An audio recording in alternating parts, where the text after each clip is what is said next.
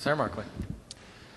Mr. President, I move passage of the amendment, ask that the reading be waived, and beg leave to comment. Please proceed, sir. Thank you very much, Mr. President. I've been involved over 30 years in politics, on and off. I guess I could say very much on sometimes and very much off at other times. And one of the things I felt almost from the beginning of my involvement is that contrary to the general perception, or the perception of many, the caliber of people engaged in politics is I think, surprisingly strong. I've been impressed by the intelligence and the goodwill and the sincerity, the good intent of the people that I've met in that time. That said, I have to say over the 30 years, I have been witness to some absolute ethical disasters, some real tragedies on a personal level that maybe were the result of bad behavior, but are tragic nonetheless when it happens to somebody that you have come to like, that you've come to respect in many results. And I've seen that happen. I've also seen improprieties that perhaps went unremarked, but were visible to me. And I would say especially when I served in the majority in this chamber back in the 80s, maybe because such things are more likely to happen in the majority because there's more power to be wielded and more reason for power to be influenced. And I suppose a side of me feels that that's not unusual, that in any profession, any undertaking, there's going to be good and bad, competent and incompetent, and that we can't necessarily expect that something magical will happen to us because we've come into this arena that's going to make us better than our fellows. And maybe you get used to it in some ways, and it becomes, as they say, the water that you swim in. I hate to think that that happens too much. But certainly we are in a different field, a field that requires that we stand here and take an oath just to do our jobs, a field which is undoubtedly a public trust. And I know that the general public has very much lost confidence in our integrity. I get the same emails that you do that are have a tone of throw the bums out, that are pretty disgusted with all of us to one extent or another. And it's frustrating, of course, because I think that by and large we don't merit it. And yet events drive such a thing, drive a contempt for people that are involved in politics and a cynicism about the behavior of government, which is very unhealthy, not just for us on a personal level, that doesn't make much difference, but for the institution of which we form a part while we stand here today. That's been on my mind on and off, I suppose, for years. Earlier this year, I got to know Tom Foley during the last gubernatorial campaign and came to like him and to respect him. And in conversation with him earlier this year on this subject, Ambassador Foley and I came up with the idea of proposing legislation which would tighten ethical standards for state legislators and for government officials generally. And I filed a bill and got it raised by petition at the Government Administrations and Elections Committee.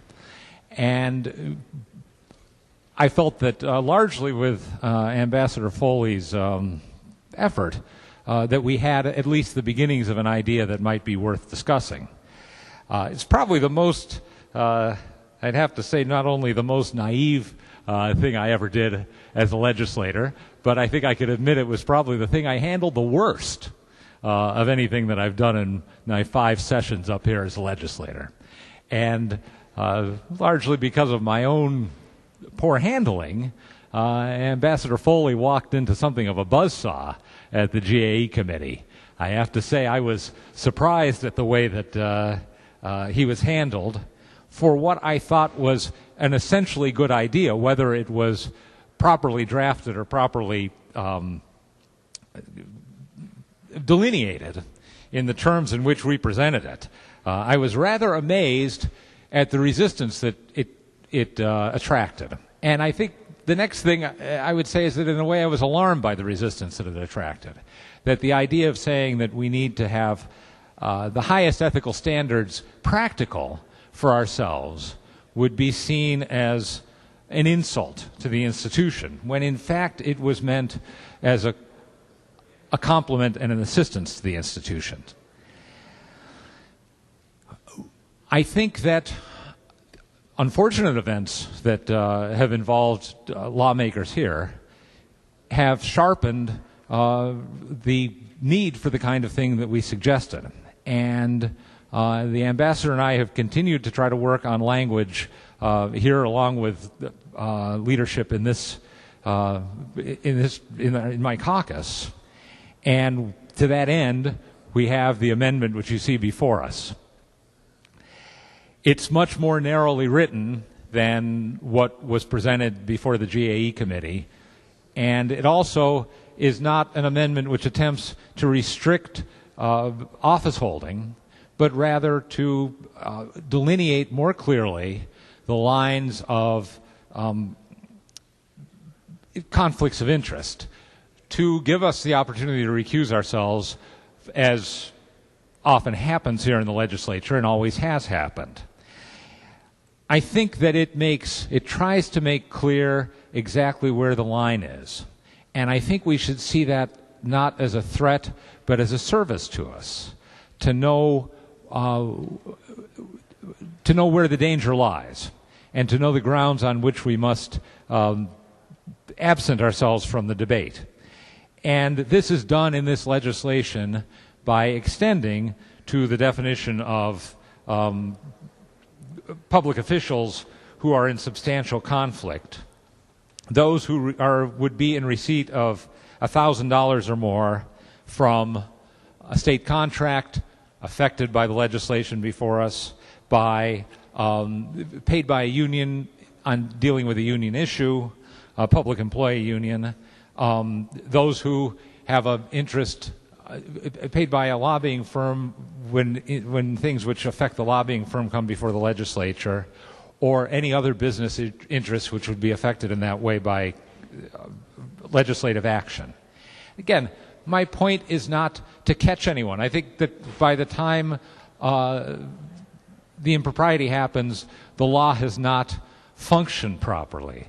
The point of the law is not to create lawbreakers, but to enable good behavior.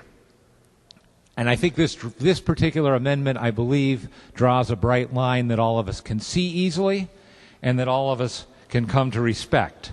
I think it would be good for the institution, and I think it would be good for the people of the state to know how seriously we take our obligation to be ethical, to be disinterested, and to be above reproach.